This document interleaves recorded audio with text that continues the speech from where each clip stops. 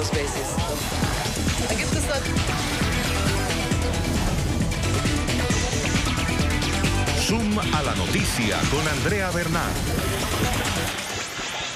¿Qué tal? Bienvenidos a Zoom a la noticia. Les saluda a Joely Ramírez. Gracias por acompañarnos. Nuestro lente lo enfocamos hoy en México. El presidente Andrés Manuel López Obrador dijo que terminó la lucha militar antidrogas y que perseguir capos no es prioridad para su gobierno, aunque promueve la labor de la Guardia Nacional, que críticos consideran es militarizar a México. No hay guerra. Oficialmente ya no hay guerra. Nosotros queremos la paz. Vamos a conseguir la paz. El debate, ¿la guerra contra el narcotráfico en México ya terminó? ¿No perseguir a los criminales se puede traducir en la reducción de la violencia? ¿Es labor del gobierno de México perseguir a narcotraficantes? ¿Negociar la amnistía con criminales es una mala señal para la fortaleza del Estado a futuro? Con base en la experiencia en Colombia, ¿la amnistía propuesta por el presidente de México puede acabar con la violencia? Estos son los temas de debate. Comenzamos. De acuerdo con fuentes oficiales, existe evidencia documental de al menos 250.547 homicidios en México entre diciembre de 2006 y abril de 2018, es decir, 12 años. Cabe destacar que en 2017 el número de homicidios se disparó a 33.341 contra 28.866 en 2017, el más alto desde que inició registro en 1997, según estadísticas del gobierno, una cifra que evidenciaría las fallas del modelo de seguridad implementado desde hace poco más de una década en el país, el mismo que ha provocado una crisis humanitaria sin precedentes en México, con niveles de violencia equiparable a países en guerra. Expertos en seguridad han señalado que la sola captura de los jefes del narcotráfico no es suficiente para terminar con la criminalidad y que, de hecho, esto ha contribuido a que los brazos armados se hagan del control de los cárteles y se multipliquen células autónomas marcadas por un elevado grado de violencia. Alfonso Durazo, secretario de Seguridad del gobierno de Andrés Manuel López Obrador, señaló que hace un año la importancia de un plan de pacificación para México era primordial. En ese momento, Durazo afirmó que para emprender este proceso se deben tener como referentes las experiencias internacionales como la de Colombia con el proceso de paz con la extinta guerrilla de las FARC. Que debemos tener como referente estas experiencias internacionales, sí. Está el apartheid con sus matices, con un componente fundamentalmente ideológico político, que no es el caso del crimen organizado en México. Está el proceso de ETA en España. Está la ley del punto final en Argentina, está en Chile, etcétera, etcétera. Y la ley de paz y justicia de Colombia. Por el contrario, el ex candidato presidencial Ricardo Anaya consideró que la ley de amnistía y las negociaciones para pacificar a México resultan viejas y obsoletas. Puso como ejemplo la negociación del gobierno colombiano con el mayor narcotraficante de ese país, Pablo Escobar. El planteamiento de López Obrador de perdonar a los narcotraficantes es otra más de sus locuras. En Colombia, por ejemplo, el gobierno pretendió negociar con Pablo Escobar y los resultados fueron un auténtico desastre. Es decir, es una idea vieja y mala. Invitamos a responder a nuestros televidentes en las cuentas que aparecen en la pantalla la pregunta: ¿el acuerdo de paz en Colombia puede ser un ejemplo para México a fin de reducir la violencia en el país? Lo pueden hacer bajo el hashtag ZoomMéxico.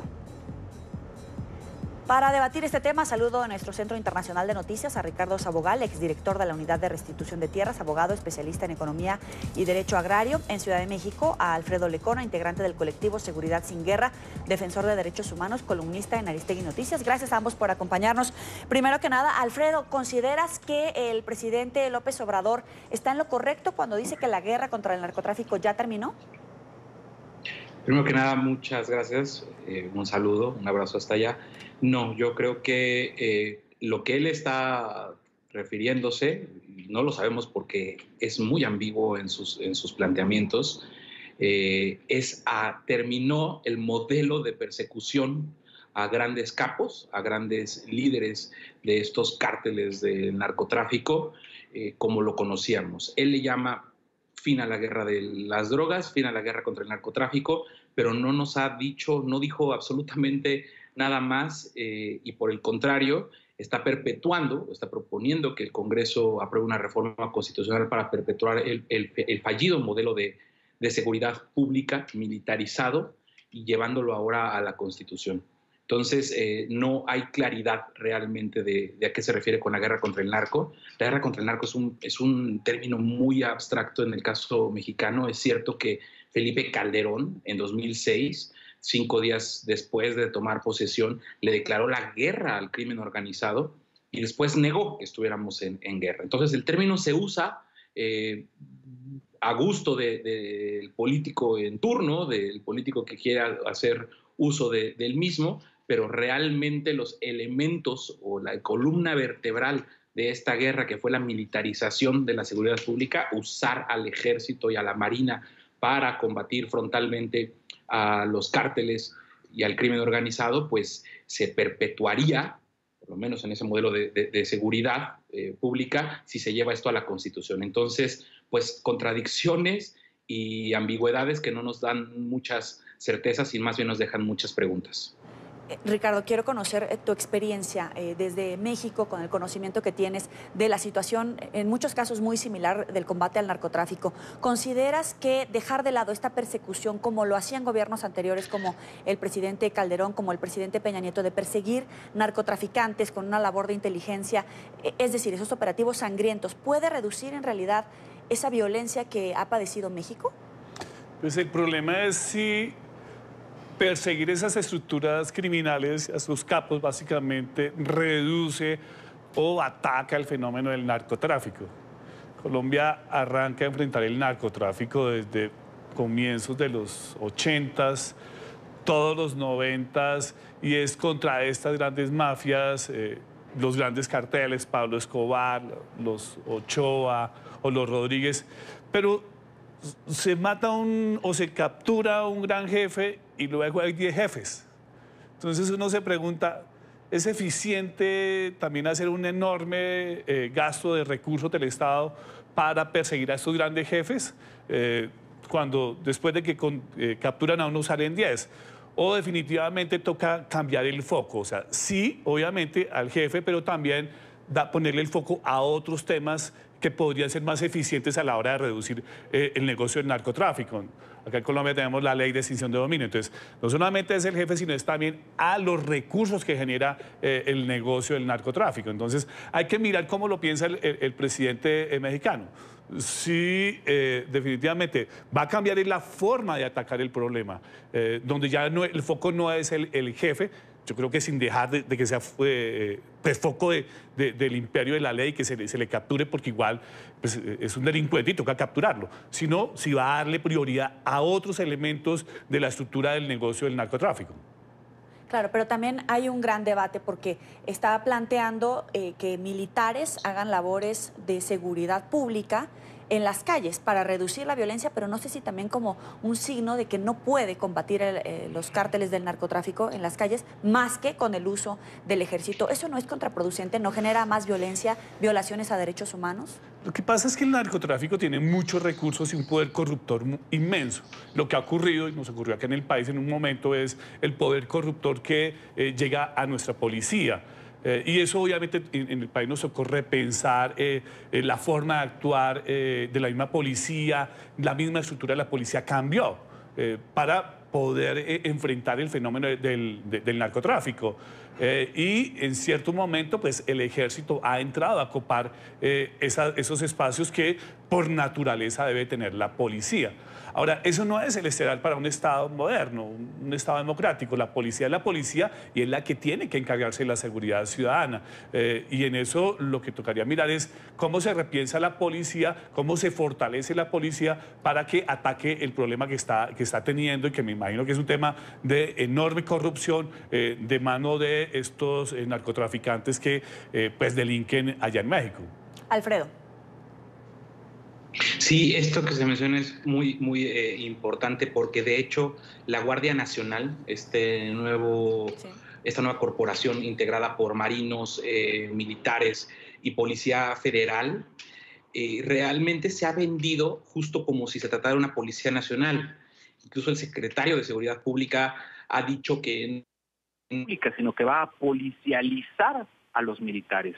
Aquí decimos a veces, pues eso es tanto como decir que van a arquitectizar a los abogados. O sea, son dos funciones totalmente distintas, dos preparaciones totalmente distintas y de un golpe quieren aprovechar las tres corporaciones, Marina, fuerzas militares y Policía Federal, para hacer este ataque frontal a la crisis de violencia.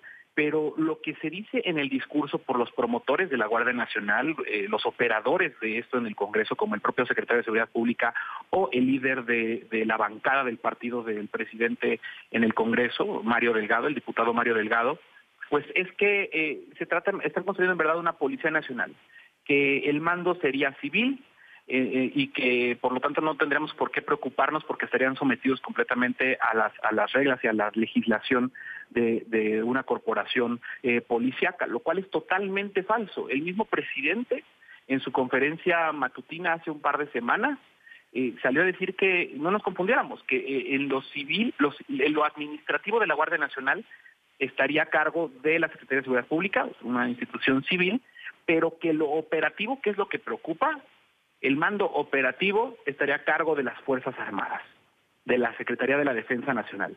Entonces, entre las contradicciones que hacen los mismos promotores de la Guardia Nacional, en las contradicciones en las que caen, el presidente López Obrador ha salido a decirlo con claridad. Él cree que es la militarización la forma de combatir al crimen organizado y ahora a cualquier tipo de crimen, porque la Guardia Nacional se está constituyendo para ser un auxiliar del Ministerio Público, para tener funciones ministeriales de investigación, de prevención, de ataque frontal al delito. Entonces están creando un modelo, llevándolo a la Constitución, a partir de la confianza amplia que se le tiene al presidente. No se puede obviar de ninguna forma la popularidad, la aceptación y el respaldo que tiene el presidente de la República, que incluso ha empezado su sexenio, sobre todo en este año, en los primeros días de este 2019, atacando el problema del robo de combustible, que ciertamente era un saqueo a la nación, tolerado por expresidentes, tolerado por exfuncionarios de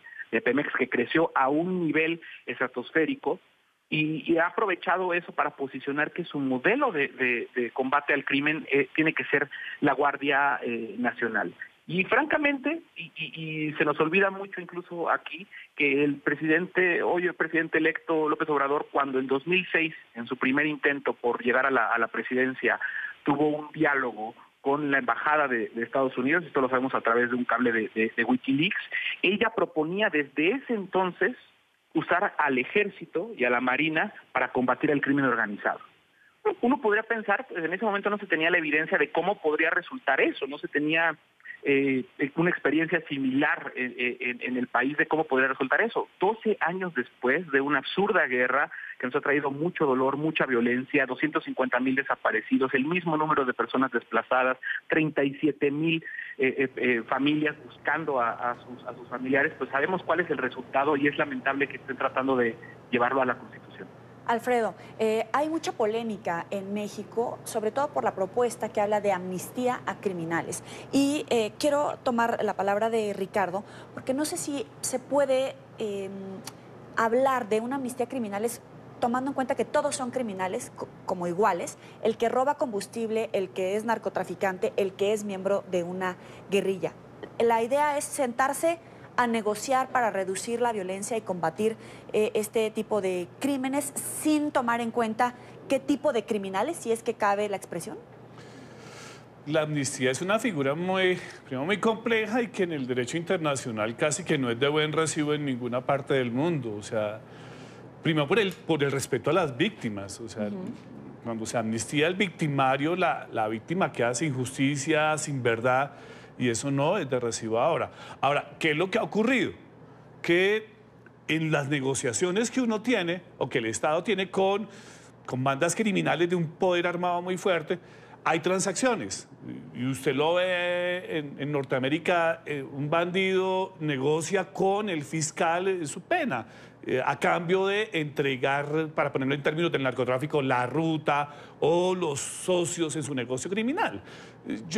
A mí me parece que ese es un sistema que puede dar réditos y podría permitir que muchas de estas, pues de estos criminales pudieran, a cambio de unas bajas penas o legalizar alguna parte de sus activos, entrar a la legalidad. Ese es un tema que tendrían que discutirlo la sociedad mexicana, si es viable o no es viable.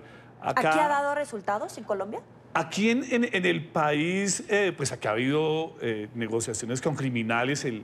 La que más se recuerda es la negociación que se hizo con Pablo Escobar. Que de primera no resultó como... Pues, fue desastrosa, pues también por el tipo de criminal que era Pablo Escobar, y esto no resultó bien. Ahora bien, acá en nuestro país a las bandas criminales el ejército las enfrenta, la policía y el ejército también. Y hay un marco mediante el cual ellos se pueden someter a la ley. Pero se someten a la ley. No es el mismo diálogo que uno tiene con una guerrilla, no. Con los criminales se someten a la ley y obviamente hay unas dádivas, unos beneficios por el sometimiento de estas personas a la ley, pero es sometimiento ante todo. Pero incluso con las FARC hay cuestionamientos, porque aunque hubo una firma de un acuerdo y ya estamos en la etapa de implementación, hay investigaciones abiertas y hay una sombra sobre si estos exmiembros de las FARC siguen cometiendo delitos vinculados al narcotráfico. Lo que pasa es que el narcotráfico tiene unas necesidades de seguridad y ahí genera alianzas con los bandidos que estén en la zona donde ellos operan. O sea, si son guerrillas, seguramente van a estar de la mano de las guerrillas, si eran paramilitares o autodefensas, estaban de la mano de las autodefensas, y ahora son bandas criminales aquí en nuestro país. O sea, el narcotráfico siempre va a estar, o siempre ha estado presente alimentando la guerra, porque necesita seguridad para tener, pues, valga la redundancia, asegurar sus rutas o controlar territorios por donde ellos transitan. Pero son dos cosas muy diferentes. Claro. Una guerrilla que nace con unas reivindicaciones sociales, campesinas, a unos bandidos organizados para delinquir. Son dos cosas muy diferentes y el tratamiento es muy diferente. El Estado colombiano se sienta con una guerrilla, con un mando donde se hace un acuerdo y ellos se desmovilizan y entregan las armas. Con las bandas criminales hay sometimiento a la ley. Claro, y en México justamente esa es la diferencia. No estamos hablando de guerrillas, sino de criminales vinculados al narcotráfico, al robo de combustible, a la trata de personas. Alfredo, ¿hay posibilidad, se observa la posibilidad de que el gobierno mexicano pudiera sentarse a negociar con criminales bajo este contexto? Por lo menos no ha aparecido como tal esa posibilidad por nadie del gobierno actual, del nuevo gobierno. Ni López Obrador lo ha dicho de esa forma, ni los funcionarios que han salido a tratar de ordenar y de explicar lo que se refirió él como en la amnistía o en un plan de pacificación que involucraba pues cierta condonación de penas a algunos criminales. Y hay que recordar o hay que explicar que esto de la amnistía, por lo menos en México, en la elección que vivimos el año pasado, surgió por una declaración un tanto irresponsable del hoy presidente López Obrador, que en su carácter de candidato pues lo dijo casi en una entrevista banquetera, casi en la calle, sin mucha estructura. Él dijo que exploraría la opción de una amnistía y el debate se contaminó mucho al calor de la campaña electoral, por lo que escuchábamos al inicio del programa, estas declaraciones de los contrincantes electorales, Ricardo Anaya, José Antonio Meade, que tomaron esa declaración para asustar a la gente, para hacer una campaña de miedo, muy grotesca que de hecho vimos y vivimos aquí, diciendo que López Obrador quería abrir la puerta de las cárceles para que salieran asesinos, violadores, en fin, un sinnúmero de delincuentes que pues todo el mundo se le pusieron los pelos de punta cuando escuchaban esto. Realmente poco a poco, en el transcurso de la campaña, la hoy secretaria de Gobernación, Olga Sánchez Cordero, y pues la gente que está encargada de atender a las víctimas hoy por hoy desde el gobierno de México, salieron a aclarar las declaraciones del presidente, hablar de los beneficios de la amnistía, pero sobre todo cuando lo referían para delitos menores, delitos como el trasiego de sustancias no permitidas, de drogas, que en nuestro país pasa mucho, sobre todo con poblaciones muy vulnerables. Utilizan muchísimo a veces los delincuentes a mujeres indígenas para llevarlas a cambio de muy poco dinero de un lado a otro y que lleven algún cargamento con marihuana, con cocaína, y pues son casos que definitivamente pues deberían de analizarse y de los cuales de ese análisis y de una posible amnistía tendrían que salir todas esas personas que son condenadas o que purgan una pena por estar sujetas a un proceso de un delito contra la salud.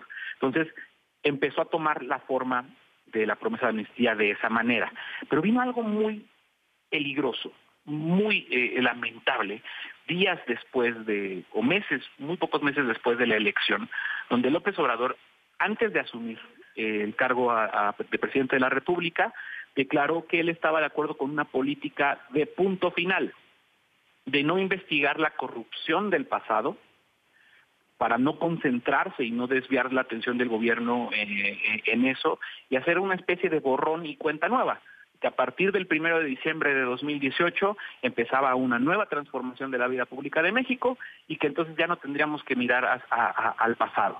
Entonces, ese tipo de declaraciones que fueron muy cuestionadas, él las defiende todas las mañanas en sus conferencias, él las posiciona y las interpreta como le da a entender su conciencia, pero de repente se atraviesan cosas como lo que ayer vimos, de decir que ya no va a perseguir a ningún jefe de mafia, de ningún capo del crimen organizado. Entonces uno es donde se pregunta, ¿no será que la amnistía no la veremos formalmente? No se llevará a cabo en un proceso legislativo, en un proceso administrativo, sino que está siendo más bien una cuestión de voluntad política para no atacar la corrupción y la impunidad lacerante en este país, y entonces esa amnistía la estamos viendo de una forma pues muy distinta, muy informal y muy política. Pero no es una tomada de pelo decir no lo vamos a pasar por el Congreso, por las cámaras, a votación, a debate, etcétera, sino que simplemente lo vamos a ir haciendo como lo van haciendo. Exacto, en su real saber y entender. Porque yo creo que en estos momentos donde el robo al combustible está siendo atacado como está siendo atacado con toda la fuerza del Estado, sería muy contraproducente decir que no se va a perseguir a los líderes, tanto de este tipo de delitos como de narcotráfico. Le vendría muy mal, incluso yo creo en estos momentos en los que necesita la aprobación de la Guardia Nacional, en los que acaba de imponer a un fiscal general de la República, donde vienen muchas reformas legislativas muy importantes para lo que van a marcar el resto de su gobierno, meter algo tan controversial como un proceso de amnistía a grandes capos. Entonces, mi preocupación y la preocupación que muchos tenemos aquí es que esa amnistía en verdad se esté materializando de una forma pues fuera de los cauces democráticos, fuera de los cauces legales. Vamos a hacer una pausa comercial aquí en Suma la Noticia. La pregunta que les planteamos hoy para que ustedes participen en el debate es: ¿el acuerdo de paz en Colombia puede ser un ejemplo para México a fin de reducir la violencia en el país? Pueden participar con el hashtag #SumMéxico. Ya volvemos. Ya regresamos con Suma la Noticia.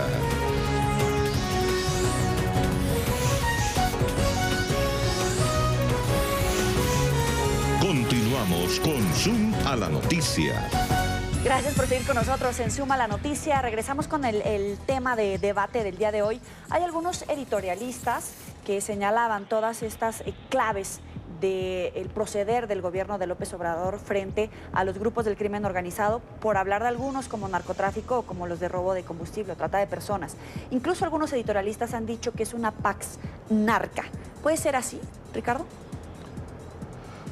Pues si hay un mecanismo mediante el cual el narcotráfico de cierta manera se perdone y los recursos del narcotráfico se dejen transitar por las vías legales, pues eso tocaría mirar lo que impactos podría tener. O sea, yo no estaría no sería como tan negativo de que esos recursos no generaran más recursos o más riqueza en un país. O sea, son recursos. Ahora, si usted los tiene como ilegales, son recursos que para entrar al tránsito del mercado van a tener que incurrir en ilegalidades. Entonces es cuando entran los sobornos, cuando el narcotraficante que va a hacer un hotel va a tener que sobornar a todo el mundo. O sea, eso es ilegalidad. Si usted los deja transitar en la legalidad, seguramente va a tener un detonante de generación de riqueza. Ahora, eso es un tema de debate en las sociedades, en los estados. Claro. No sabe. A mí, yo siempre he dicho, tener plata no es malo. O sea, eso sería una estupidez decir que tener plata es malo. Usted con plata puede generar más riqueza, puede generar mejores condiciones para una sociedad.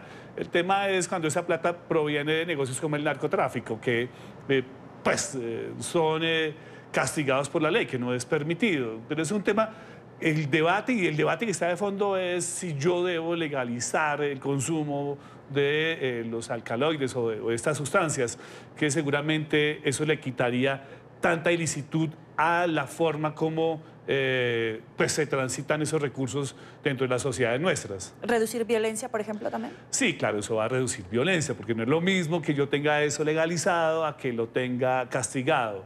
Si yo lo tengo castigado va a ser un negocio ilegal que va a requerir moverse en el espacio de la ilegalidad y eso genera violencia. Vamos contigo, Alfredo.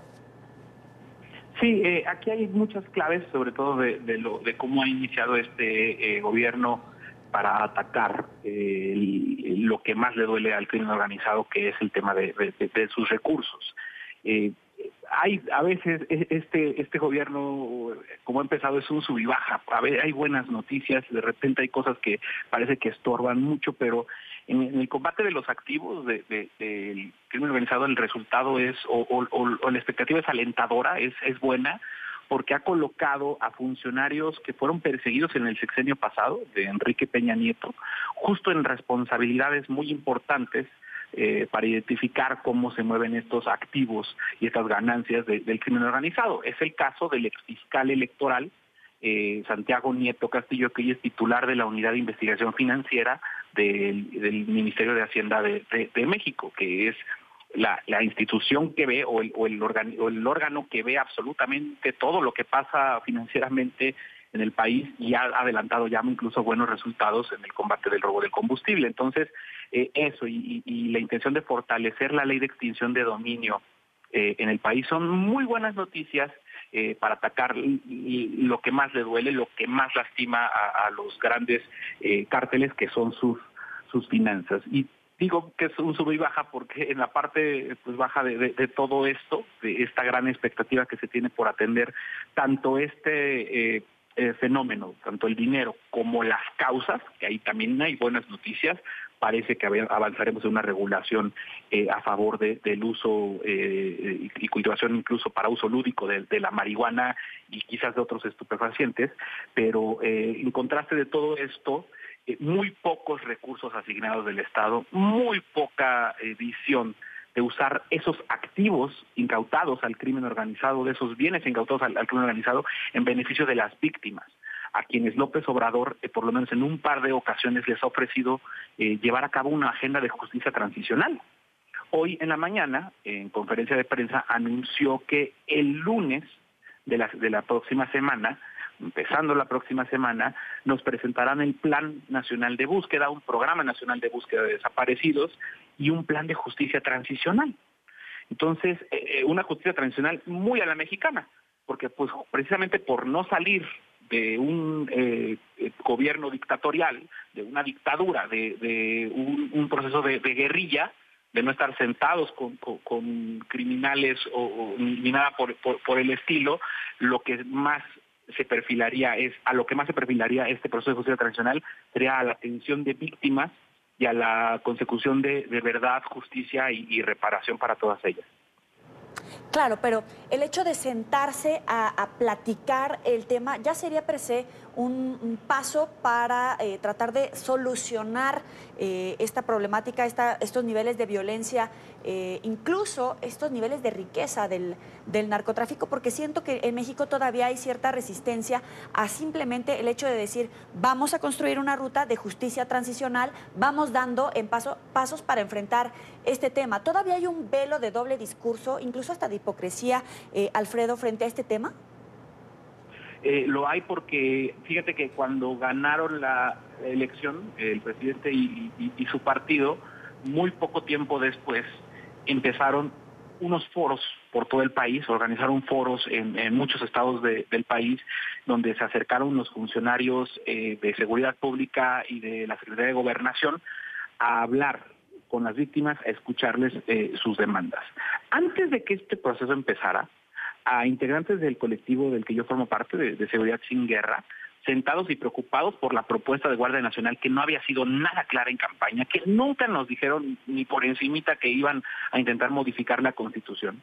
Nos sentamos con Alfonso Durazo, y Alfonso Durazo nos pidió que no dijéramos ya nada de la Guardia Nacional, porque no iba a suceder.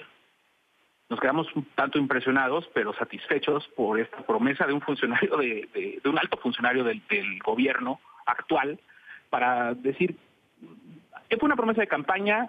No podemos echarnos para atrás tan fácilmente, no lo podemos salir a gritarlo a todos los vientos, pero quédense tranquilos, no habrá Guardia Nacional. Bueno, Alfonso Durazo sabe nuestro trabajo con las víctimas, nuestra interacción con las víctimas, a quienes nos debemos nuestro trabajo, nuestra labor. Entonces, hoy pienso que esa promesa de no avanzar en la Guardia Nacional la hizo porque venían los foros, estos que te comentaba, de pacificación. Entonces no les llevaron a las víctimas la propuesta de militarización de la seguridad pública, porque sería un escándalo. Las víctimas hubieran dicho en todo momento que no. Hubiera habido un amplio rechazo social en contra de un modelo de militarización. Entonces terminaron los foros, engañaron a las víctimas, porque nunca les dijeron esto, no han avanzado en la agenda de justicia transicional, efectivamente, y al presentar sus conclusiones, el presidente López Obrador, las conclusiones de los foros, el presidente López Obrador se compromete el 14 de septiembre en Tlatelolco, un lugar enigmático para nuestro país, a decirle a las víctimas, se compromete en ese momento a decir que va a aceptar un mecanismo internacional contra la impunidad, una Comisión Nacional de la Verdad, un nuevo sistema nacional de búsqueda y medidas de reparación y protección a víctimas y testigos. Esa es la agenda de las víctimas, esa es la agenda que se le puso a López Obrador. La aceptó el 14 de septiembre y lamentablemente 2 meses después nos salen con la propuesta de la Guardia Nacional, que estorba por completo a este proceso de construcción de paz que tanto necesita nuestro país. Ahora, el que fue el jefe negociador del gobierno colombiano con las FARC, Humberto de la Calle, continúa defendiendo los acuerdos alcanzados entre las partes, justamente con una visión de Estado a futuro. Vamos a escuchar lo que él dice. El acuerdo se construyó pensando en las más de 8 millones de víctimas que ha dejado este conflicto.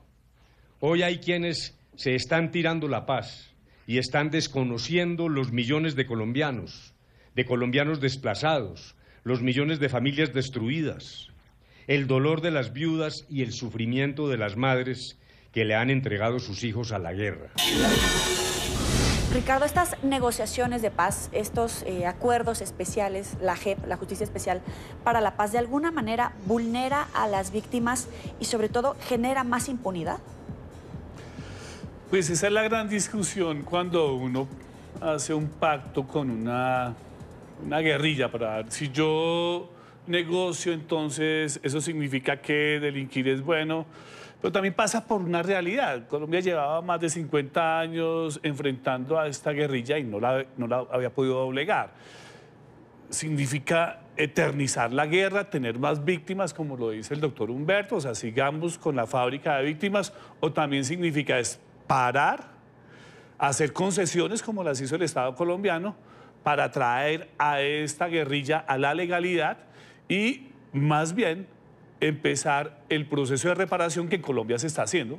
Aquí se repara a las víctimas, ahora la guerrilla está yendo a los tribunales de la JEP para contar cómo fue, por qué se victimizó, por qué se hizo esto y lo otro, y eso para las víctimas muchas veces es lo mejor. Yo en mi trabajo con víctimas escuchaba a muchas de ellas decir, yo lo que quiero es que me entreguen a mi hijo desaparecido, yo quiero descansar, yo quiero es que me cuenten la verdad, ¿por qué lo asesinaron? Era eso, ese es como ese pendiente que tiene la mamá con el hijo que no lo volvió a ver y que sabe que está desaparecido, pero que no lo encuentra. Entonces, ese tipo de cosas ayudan a sanar, ayudan a sanar. Obvio, siempre estará la discusión si la negociación fue buena o mala, si se debió haber restringido más o se debió haber dado menos o más. Esa siempre será una discusión. Usted puede ver el vaso medio lleno o medio vacío, depende de la óptica que lo vea. Aquí ya hubo un acuerdo y se firmó y ese acuerdo es el que se está implementando. Sí, Ricardo, déjame hacer una pausa. Primero vamos a hablar el tema de víctimas y después de impunidad. Alfredo, ¿coincides con esta visión o tienes una visión totalmente opuesta? Es que es muy similar la visión de las víctimas aquí. Desde luego, lo que quiere una madre que lleva 12 años buscando a su hijo, que fue secuestrado por la Marina, desaparecido por elementos de la Marina, es solamente descansar, es la certeza de dónde está. En este país las mamás se han organizado para ir con picos y palos a las sierras y a los lugares más recónditos de muchos de los estados de la República que enfrentan este problema para picar la tierra y desenterrar y encontrar fosas comunes. 37,000 desaparecidos, más de 37,000 desaparecidos, es una crisis humanitaria tremenda. Entonces, la agenda tiene que ser la agenda que marquen las víctimas. Lo que pasó aquí, muy similar a esta promesa o a un plan de amnistía, casi incluso empezando los foros de pacificación, estos foros de los que hablamos hace un momento, fue que el presidente, en ese momento era todavía presidente electo, no había tomado el cargo en el gobierno, les dijo que él creía en el perdón, que no en el olvido, pero sí en el perdón. Y la respuesta casi unánime de las víctimas fue: ¿a quién perdonamos? Si no tenemos verdad y justicia, no sabemos dónde están nuestros hijos, no sabemos quién se los llevó, no sabemos dónde están los perpetradores, díganos a nosotras, señor presidente, ¿a quién perdonar? Y eso es lo que hace una diferencia enorme con los procesos que se han vivido en otros países o lo que ha vivido Colombia. Aquí los intereses del narco y la colusión de los grandes líderes, de los capos y de los cárteles con el gobierno, que han cooptado a las policías, al propio ejército en muchas ocasiones, nos alejan mucho de un modelo o de una focalización a grupos que tengan alguna exigencia determinada, que sería como lo que tendríamos que identificar para ver cómo se siente el gobierno a pactar o a tratar de llegar a un acuerdo de paz. Sí, pero cuando el enemigo es tan abstracto, es imposible ceder a sus intereses, que son sus intereses económicos o de que sigan manteniendo un modelo de tráfico de drogas, entre muchos otros de los delitos que hoy enriquecen a los cárteles de México, más de 30 o más de 20 tipos de delitos. Alfredo, pero hay muchos que tratan de usar la voz de las víctimas para decir perdón es amnistía y no se están poniendo los zapatos de las víctimas. ¿Es así? Así es. Sobre todo hay un oportunismo político muy grotesco en la clase política mexicana. Lo vimos en la campaña. Usaron la voz de las víctimas para parecer que estaban cumpliendo muchos de ellos sus expectativas. Entonces, desde luego que el uso político de las víctimas es algo que sucede mucho en el país, es algo totalmente condenable. Pero las víctimas en general, o es la percepción que yo tengo con todas las víctimas que trabajamos, todas las víctimas que han puesto la agenda sobre la mesa, coinciden en esto que te mencionaba. Antes del perdón, antes de una amnistía, primero díganos la verdad. ¿Qué es lo que pasó con nuestros familiares? ¿Dónde están? Y después ya podemos hablar de amnistía y demás. Por eso la forma en la que se está presentando esta aparente amnistía política, al decir que se acabó la guerra contra el narcotráfico porque no van a perseguir a los capos, pues vuelvo a lo que mencionaba hace unos momentos, hace unos minutos. No sabemos si es una amnistía de facto, evadiendo los cauces institucionales. Ricardo. Pues, para hablar un poco del tema del perdón, uno puede tener como dos dimensiones del perdón. Una dimensión desde el Estado, que son esas leyes de amnistía, lo que llaman perdón y olvido. El Estado renuncia a la obligación que tiene de perseguir al que infringe la ley y debe castigarlo. Entonces, esas políticas de perdón y olvido están llamadas a recoger en la normatividad internacional. O sea, eso no puede ser por algo fundamental, y es que en ese tipo de criminalidad, el actor principal a la hora de tomar decisiones debe ser la víctima. Yo debo estar pensando a toda hora en la víctima, y la víctima necesita justicia, verdad y reparación. El perdón es, en términos de la víctima, el perdón es individual, es la persona la que decide perdonar o no perdonar. O sea, ese es un tema pues del fuero interno de uno. O sea, si a mí la guerrilla me desapareció a mi hijo, yo soy quien decido si perdono o no perdono. El Estado no tiene por qué meterse allí. Ese es un tema del fuero personal. Ahora, no quiere decir que si está encarcelado yo lo haya perdonado o me dé sí, paz. son dos cosas diferentes. O sea, la persona la pueden meter a la cárcel, pero yo no perdono. Okay. Entonces, por esa dimensión es muy personal, y es la persona que decide perdonar o no perdonar. Y por eso en los modelos de justicia transicional esos temas de reparación simbólica son muy importantes. El tema de que se busquen los huesos del desaparecido, eso ayuda a sanar heridas. El que se cuente la verdad de lo que ocurrió, eso ayuda a sanar heridas, y eso ayuda a que la comunidad que se vio victimizada empiece como a generar un sanamiento de su corazón, en cierta forma un perdón, para poder seguir adelante, que es lo que uno siempre espera, que después de una época de violencia sanemos heridas y sigamos adelante. En modelos de justicia transicional siempre va a tener que haber concesiones a ese victimario.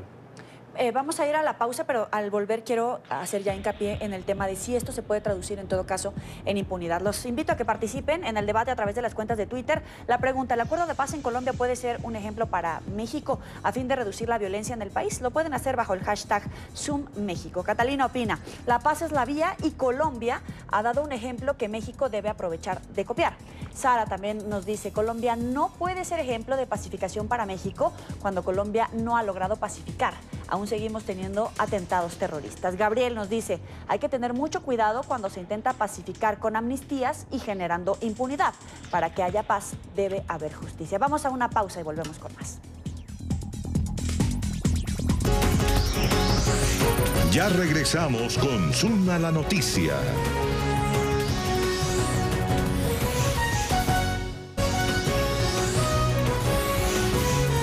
Continuamos con Zoom a la noticia.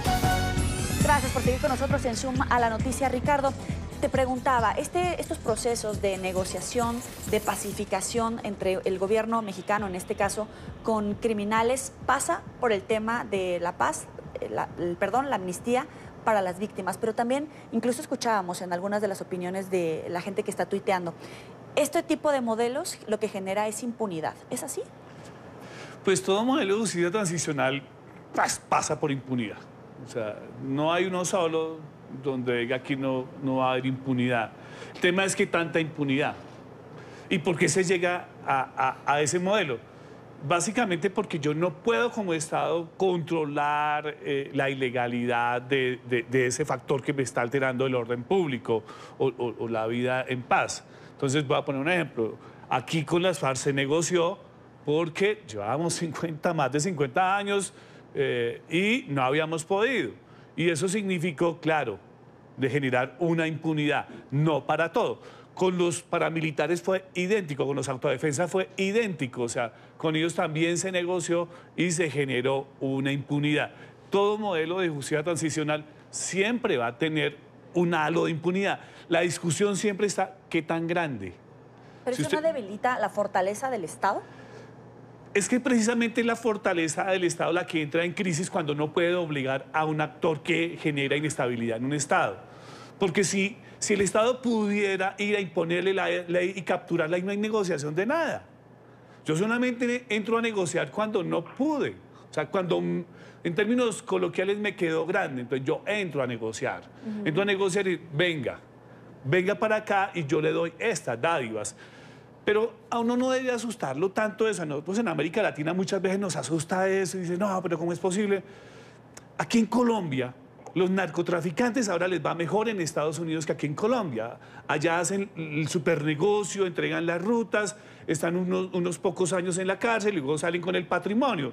Entonces ahora, antes decían, prefiero una tumba en Colombia que una cárcel en Estados Unidos. Ahora es todo lo contrario, ahora prefieren irse que estar aquí en Colombia. Entonces, eso no tiene que asustarnos tanto. O sea, el tema es de beneficios sociales, cómo está mejor la sociedad. Y si yo tengo que ceder en algo para que la sociedad esté mejor, pues bienvenido sea. Aquí seguramente en unos años evaluaremos el proceso con las FARC y diremos esto es bueno, esto es malo, aquí cedimos mucho, no debimos haber cedido tanto, o estuvo perfecto porque tenemos una mejor Colombia.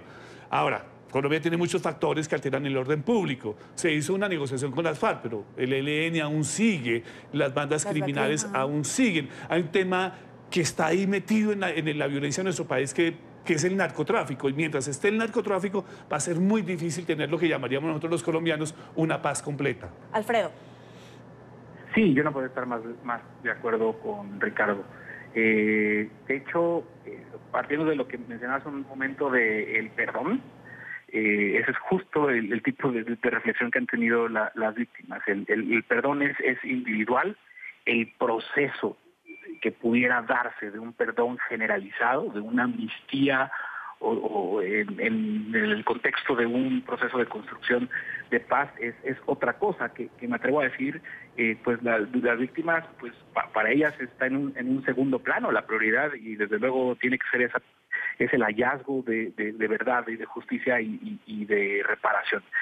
Entonces, pues yo creo que aquí el modelo mexicano, por lo menos que está construyendo de justicia transicional, es muy distinto, sobre todo lo que han trabajado las organizaciones de la sociedad civil, que ya le han entregado las propuestas finales a la Secretaría de Gobernación, que esperamos que van a haber noticias la próxima semana al respecto. Implica la creación de un mecanismo internacional contra la impunidad.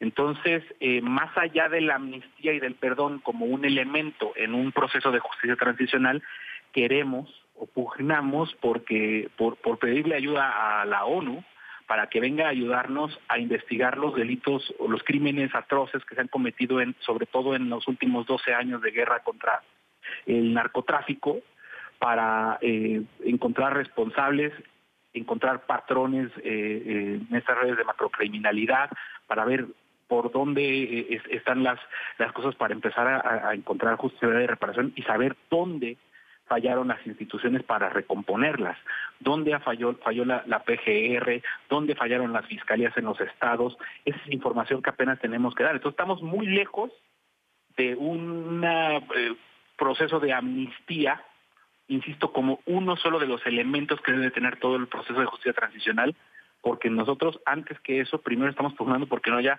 impunidad en casos que han marcado la vida del país y que sobre todo tienen a muchos implicados, a muchos políticos que están en activo el día de hoy. Claro, pero ese proceso puede pacificar a México, puede llevar a acercarlo a la paz. El proceso de justicia transicional, de un mecanismo internacional de reparación, yo no tengo duda de que sí.